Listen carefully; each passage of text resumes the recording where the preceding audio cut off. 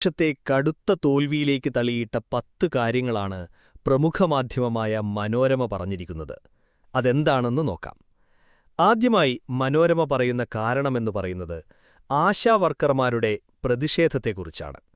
Honorarium വർദ്ധിപ്പിക്കണമെന്നാവശ്യപ്പെട്ട് നീണ്ട 9 മാസം ആശാവർക്കർമാർ നടത്തിയ രാപകൽ സമരം കേരള മനസ്സാക്ഷിയുടെ ഭാഗമായതായും സമരത്തിന് നേതൃത്വം കൊടുത്തത് SUCI ആണെന്ന ഒറ്റക്കാരണത്താൽ മുഖ്യമന്ത്രിയും സർക്കാരും സമരക്കാരോട് മുഖം തിരിച്ചു എന്നുമാണ് മനോരമ പറയുന്നത്.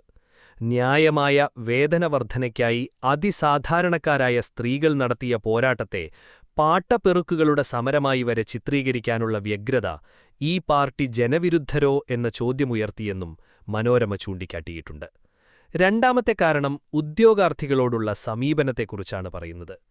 PSC റാങ്ക് പട്ടികയുടെ കാലാവധി കൂട്ടാത്തതും